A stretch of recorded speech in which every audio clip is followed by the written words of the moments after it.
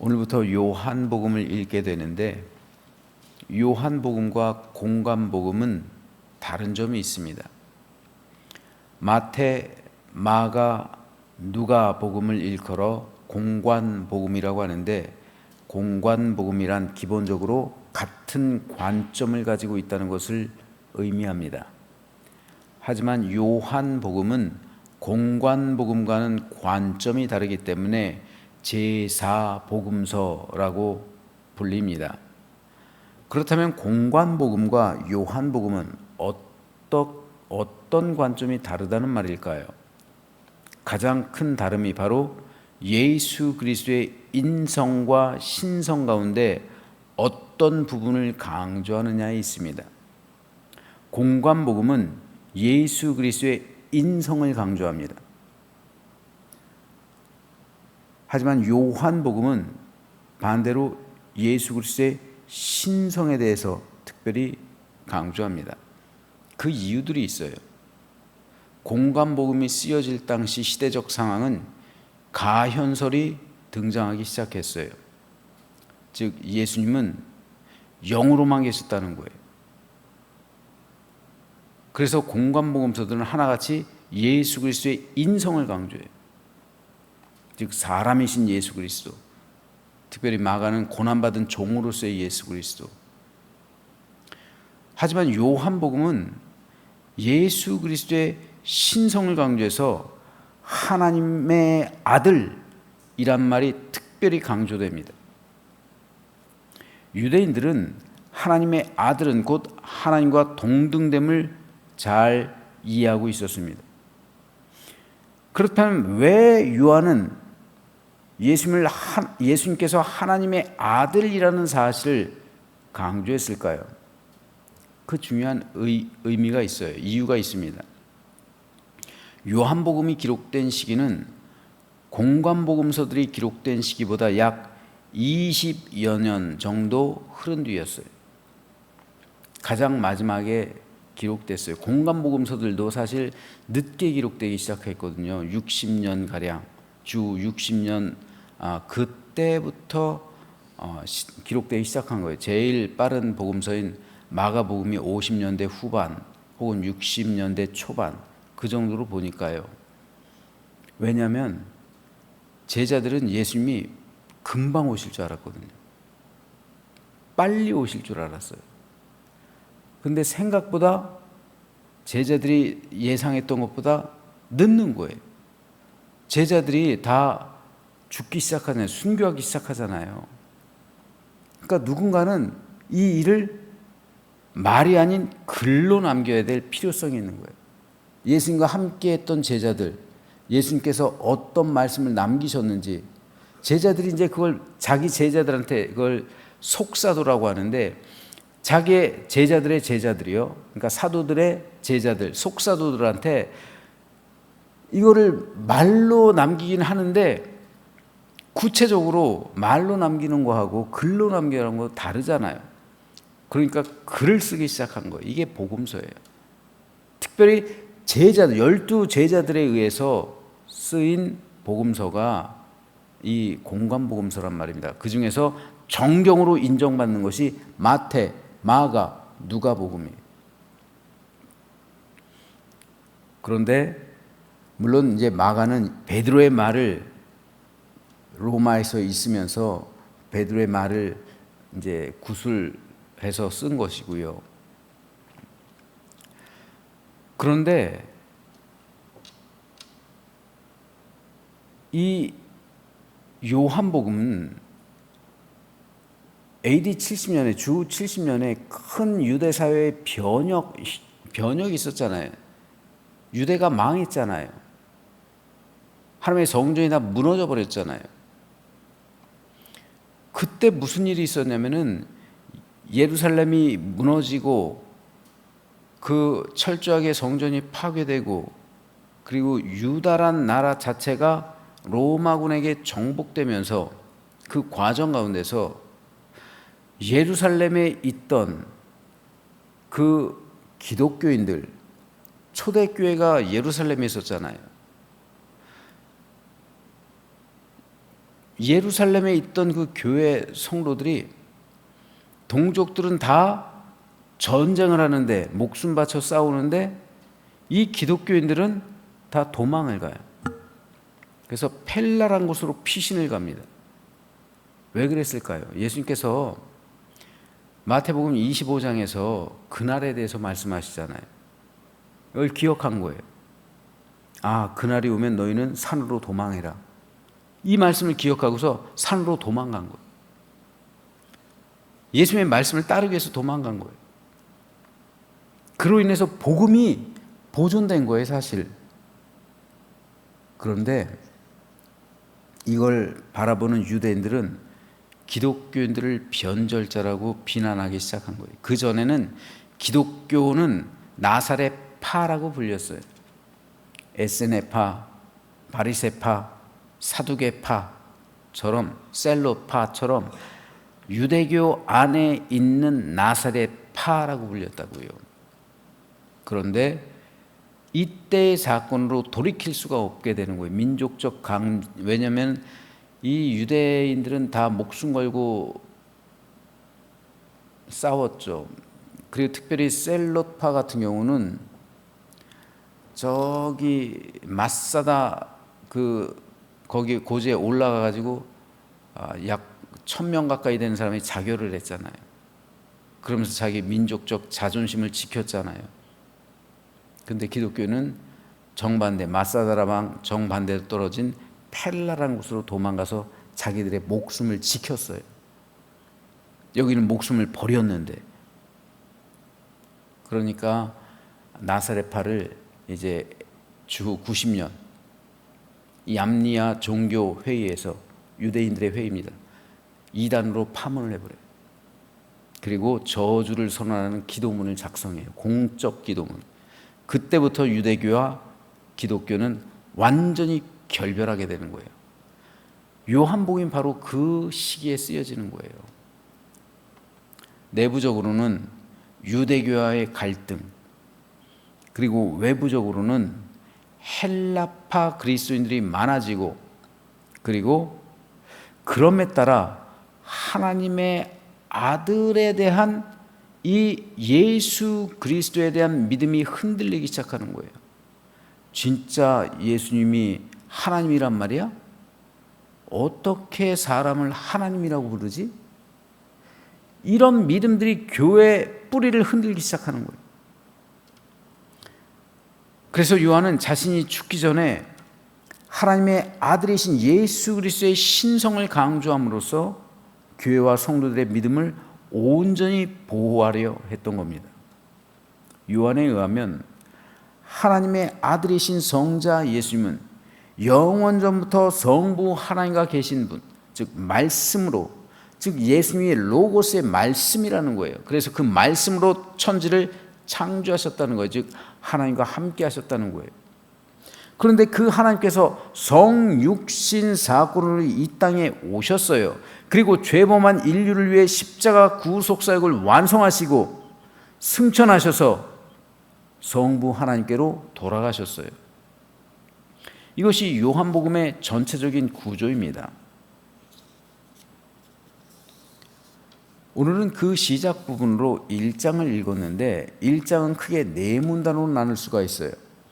18절까지는 말씀이신 예수 그리스도에 대한 신학적 서론이고요. 19절에서 28절은 세례 요한의 사역에 대한 유대인들의 문답, 29절에서 34절은 메시아이신 예수 그리스도에 대한 세례 요한의 증언을 기록하고 있고요.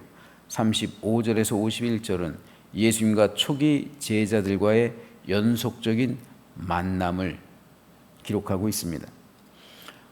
오늘은 이 가운데서 11절과 12절 말씀에 대해 살펴보겠습니다. 자기 땅에 오매 자기 백성이 영접하지 아니하였으나 영접하는 자 곧 그 이름을 믿는 자들에게는 하나님의 자녀가 되는 권세를 주셨으니, 이 세상을 구원하기 위해 이 땅에 오신 성자 예수님에 대해서 사람들은 두 가지로 반응했습니다. 그리고 이 반응은 지금도 여전해요. 첫째는 영접하지 않는 것, 둘째는 영접하는 겁니다. 둘 중에 하나예요. 지금도요.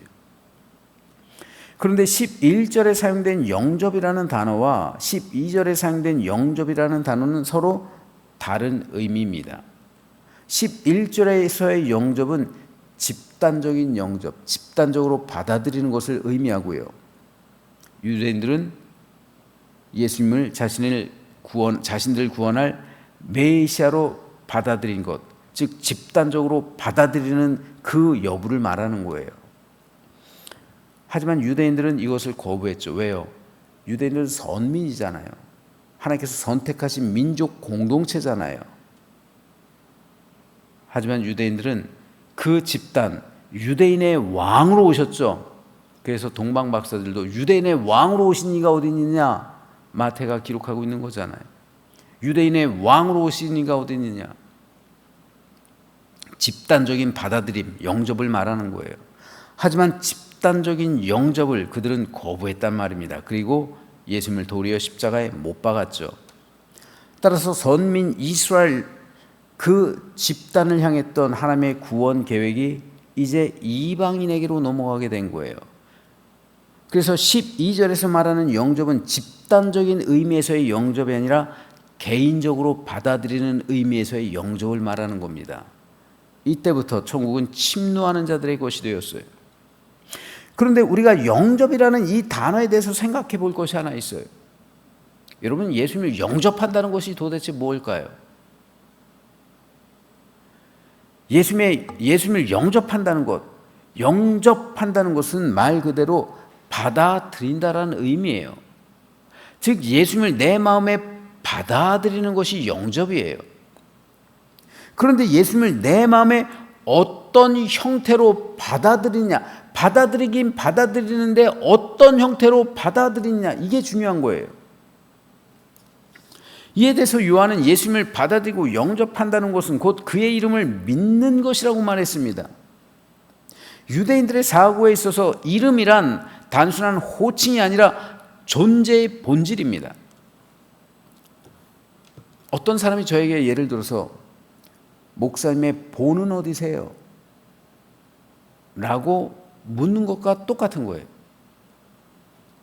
누군가 저에게 제 본을 묻는다면 저는 어떻게 대답해야 돼요?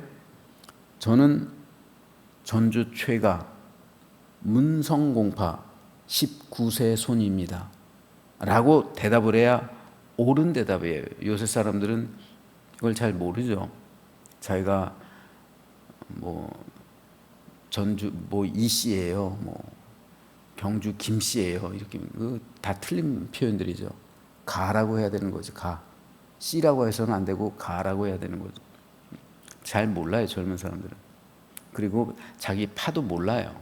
그리고 몇 세 손인지도 몰라요. 하지만 본을 물을 땐 이렇게 대답을 해야 돼요. 그게 제 본이기 때문에 그래요. 유대인들 역시 이름을 아무렇게나 짓지 않았어요. 사울이라는 이름은 주로 베냐민 지파에서 지었어요. 왜요? 베냐민 지파에서 사울이란 왕이 나왔기 때문에. 그래서 바울이 계명하기 전 이름이 사울이에요. 바울이 베냐민 지파이기 때문에. 이렇듯 유대인들에게 있어서 이름이란 존재의 근원이요 본질입니다. 그런데 요한은 예수 그리스도의 이름을 믿는 것이 곧 예수님을 받아들이는 것이라고 말하는 거예요. 그 이름을 믿는 것이요. 왜요? 바로 여기서 하나님의 아들이 등장하는 거예요. 즉 요한은 예수님을 하나님의 아들로 받아들이는 사람은 구원을 받게 될 것이라고 말하는 겁니다. 예수 그리스도의 존재 자체, 그 이름의 본질이 곧 하나님의 아들이기 때문에, 즉 예수님을 믿는다는 것은, 그 이름을 믿는다는 것은 곧 예수님이 하나님의 아들이심을 믿는 것과 동일하다는 거예요. 이 고백이 있어야 이 고백이 있어야 예수님이 하나님의 아들이시여, 그 고백이 있어야 바로 그 이름을 믿는 거예요. 그러므로 하나님의 아들이신 예수 그리스도를 마음에 받아들인다는 것은 그때로부터 주체와 객체가 바뀌게 됨을 의미하는 겁니다. 즉 하나님의 아들이신 예수 그리스도의 이름을 믿는 것, 그리고 그 이름을 내 마음에 받아들이는 것. 그래서 하나님의 아들이 내 아들을 내 마음에 영접하는 것. 그것이 바로 믿는 것이고요. 그 믿음이 있을 때 구원받게 된다라고 요한은 말하고 있는 거예요. 그런데 중요한 것은요, 주체와 객체예요. 예수님을 주체로 받아들이느냐, 객체로 받아들이느냐. 즉 예수님을 나의 삶의 주인으로 받아들일 수도 있고 예수님을 손님으로 받아들일 수도 있단 말이에요. 내 마음에. 내 마음은 하나의 방이에요. 나는 집이에요. 그런데 예수님을 주인으로 내 마음에, 내 집의 주인으로 받아들일 수도 있고 예수님을 손님으로 받아들일 수도 있단 말이에요. 예수님을 주인으로 받아들인다는 것은 어떤 의미입니까? 내 마음이 집이라고 하면은 내 집을 주인 예수님께 양도하는 거예요. 나는 더 이상 내 집의 주인이 아니란 말입니다. 이것이 영접이에요. 하지만 예수님을 손님으로 받아들일 수도 있는 거예요. 손님으로 받아들이고 예수님과 동거할 수도 있는 거예요. 그렇다면 손님으로 예수님을 영접하면 여전히 내 삶의 주인은 나예요. 이 집에서의 주인은 납니다. 내가 이 집의 주인이에요. 나란 집의 주인이에요. 내 인생의 주인이란 말입니다. 주님은 객체, 손님, 제3자란 말입니다. 다만 나와 함께 내 집에서 거하는 손님으로서 기능을 하고 있는 거예요.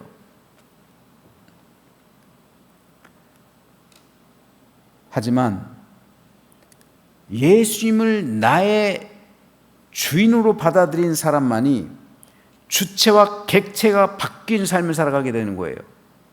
어떤 사람에게 구원이 임합니까? 바로 주체와 객체가 바뀐 사람. 다시 말해서 내 집의 주인을 예수님으로 받아들인 사람만이 구원을 받게 되는 거예요. 이것을 우리 그리스도인들이 잘 몰라요. 내가 예수님을 받아들인 것 같은데 이 나란 집의 소유권을 예수님께 드렸는가? 아니면 나란 집의 소유권을 내가 여전히 가지고 있고 예수님을 손님으로 영접했는가? 이게 다른 거예요. 그리스도인이 두 부류로 나뉘는 거예요. 구원은 나의 집, 나라는 내 집에 대한 소유권을 주님께 드린 사람에게만 임하는 거예요. 이게 구원입니다. 즉 예수님을 나의 주인으로 영접한 사람, 받아들이긴 받아들였는데 예수님을 손님으로 받아들인 게 아니라 나의 주인으로 받아들여서 나란 집의 소유권을 주님께 드린 사람. 그래서 예수님께서 주인이 되고 나는 제3자, 객체가 되는, 그래서 소유권을 주님께 드린 사람, 그 사람에게만 구원이 임하는 거예요. 그럴 때 내 삶이 바뀌게 되는 거예요. 우리는 예수님을 손님으로 받아들이고서도 얼마든지 신앙생활을 할 수 있어요. 하지만 그것은 하나님 보실 때 참 믿음이 될 수 없습니다. 12절에서 요한은 영접하는 자, 곧 그 이름을 믿는 자들에게는 하나님의 자녀가 되는 권세를 주셨다라고 말하는데, 여기서 권세란 권리 또는 특권을 의미해요. 즉 믿는 자에게는 하나님의 자녀가 되는 권리 내지는 특권을 주셨다는 말이에요. 그런데 이 특권을 받기 위해서, 이 권리를 얻기 위해선 내 집의 소유권이 바뀌어야 된단 말이에요. 내가 하나님의 아들의 권리를 갖기 위해서 내 집의 소유권이 예수님에게로 넘어가야 된다고요. 이것이 우선이라고요. 그렇지 않고 내 집의 소유권이 여전히 나에게 있다면 나는 하나님의 아들이라 권리를 주장할 수 없단 말입니다. 나에겐 성령께서 주인으로 내 안에 임재할 수 없다라는 말이에요. 이 사실 너무도 중요합니다.